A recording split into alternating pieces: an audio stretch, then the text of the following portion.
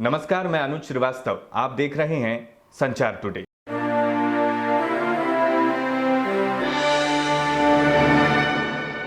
क्या पुलिस का पूरा सूचना तंत्र फेल हो गया है?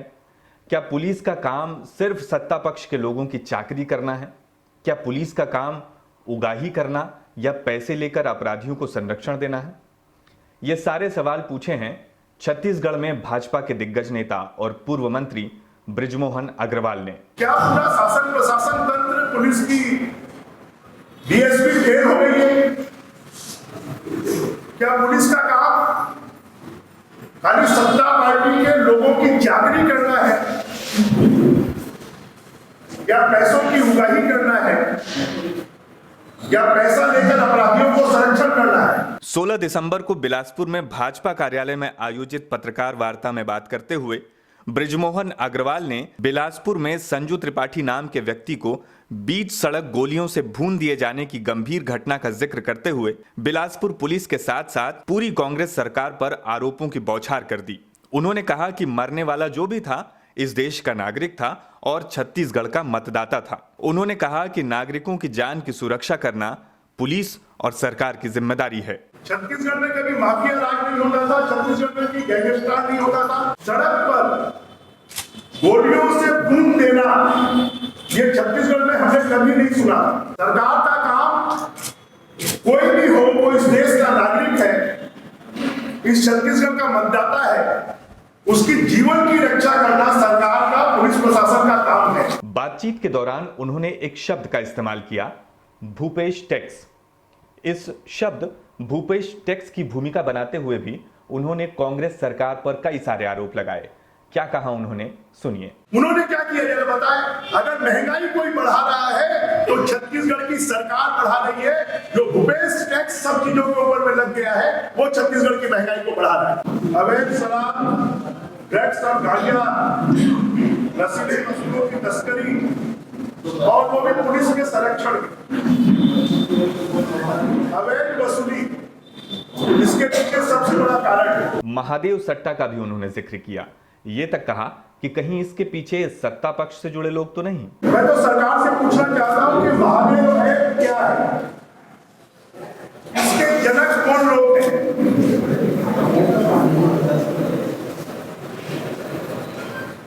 क्या ये छत्तीसगढ़ में सत्ता पार्टी से जुड़े हुए लोगों के द्वारा बनाया गया एक्ट है? ये बात सरकार को स्पष्ट करना चाहिए। जैसे जैसे चुनाव का समय नजदीक आ रहा है वैसे वैसे भाजपा भूपेश सरकार पर आक्रामक होती जा रही है। 4 साल में छत्तीसगढ़ अपराध का गढ़ बना है। पिछले 4 साल में जो छत्तीसगढ़ है वो भ्रष्टाचार का गढ़ बना है। गांव-गांव में शराब का गढ़ बना है, माफिया गढ़ बना है, कोयले के भ्रष्टाचार का गढ़ बना है, ईडी के द्वारा छापा मारने का गढ़ बना है, जनता के साथ में विश्वासघात का गढ़ बना है, किसानों को ठगने का गढ़ बना है, श्रमिकों के ठगने का गढ़ बना है, शासकीय कर्मचारी अनियमित कर्मचारियों को ठगने का गढ़ बना है, नौजवानों के 2500 रुपए बेरोजगारी भत्ता नहीं देने का गढ़ बना है। बृजमोहन अग्रवाल ने कहा कि गोलीबारी, हत्या, लूट, डकैती, अवैध शराब, ड्रग्स, गांजा, तस्करी, वो भी पुलिस के संरक्षण में, यही बीते 4 सालों की कांग्रेस सरकार की उपलब्धि है। बोलते बोलते बृजमोहन अग्रवाल ने बढ़ती महंगाई के लिए भी भूपेश सरकार को दोषी ठहरा दिया। उन्होंने ये भी कहा कि छत्तीसगढ़ में भाजपा के 15 वर्षों के कार्यकाल में हुए कार्यों को याद करते हुए 2023 के चुनाव में प्रदेश की जनता फिर से भाजपा को चुनेगी। निश्चित रूप से 2023 के चुनाव में छत्तीसगढ़ की जनता उनको सबक सिखाएगी और भारतीय जनता पार्टी ने अपने 15 सालों में जो काम किए हैं उसके आधार पर दोबारा सत्ता में लाएगी। हालांकि भाजपा के उन 15 वर्षों के कार्यकाल में भी घपले, घोटालों और पत्रकारों पर हमले की संख्या कोई कम नहीं थी। खैर, चुनाव आते आते इस तरह के और भी बयान दोनों ही तरफ से आएंगे। बहरहाल 16 दिसंबर को छत्तीसगढ़ के स्वास्थ्य मंत्री टीएस सिंहदेव भी बिलासपुर आए हुए थे। कानून व्यवस्था के सवाल पर उन्होंने भी चिंता जाहिर की। हालांकि छत्तीसगढ़ में भूपेश सरकार के कामकाज पर उन्होंने साफ साफ ये बात कही कि बीते 4 सालों में इस सरकार ने जितने काम किए हैं उससे पहले भूतपूर्व सरकारों ने इतने काम कभी नहीं किए थे। चिंता की बात है और प्रशासन का कारगर काम और जवाबदेही भी यही है कि घटना होने के पहले सूचना तंत्र को ऐसा मजबूत रख सकें कि घटना को रोकी जा सके। कुछ आकस्मिक घटनाएं होती हैं, कुछ ऐसी घटनाएं होती हैं जिसको कि आप पूर्वानुमान से रोकने की कोई कोशिश कर भी नहीं सकते, पता ही नहीं चलता है और एकदम से कुछ हो गया। लेकिन कई चीज़ें हैं जो समाज में चलती रहती हैं और वो आपके संज्ञान में होना ही चाहिए। अगर नहीं है तो फिर पुलिस विभाग के तंत्र की ये बड़ी कमी है। हाल ही बिलासपुर में मैंने सबकी जानकारी में आया एक घटना हुआ, एक मर्डर भी हो गया। जो हम लोग सुन रहे हैं कि इस घटना के पीछे की जो बातें हैं वो कुछ हफ्तों से, कुछ महीनों से चल रही थी। परिवार के अंदर भी कलह की बात सुनते हैं, क्या है क्या नहीं हुआ ये तो नहीं कहा जा सकता, लेकिन ये स्थिति थी।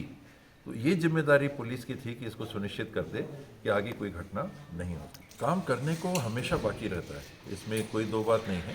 लेकिन इस सरकार ने जिस परिस्थिति में भी 4 साल में जो काम किया है, मुझे नहीं लगता कि इसके पहले हुआ हो। 20 साल या 15 और 3 18 साल मान लें इस सरकार के आने के पहले छत्तीसगढ़ में जितना काम इन 4 सालों में हुआ है उतना काम उन 18 सालों में नहीं। अगर आप हमें YouTube पर देख रहे हैं तो हमारे चैनल को सब्सक्राइब करें। अगर आप ये वीडियो Facebook पर देख रहे हैं तो हमारे पेज को लाइक करें। आप हमें Twitter और Instagram पर भी देख सकते हैं। आपको खबरें कैसी लग रही हैं कमेंट करके हमें ज़रूर बताएं।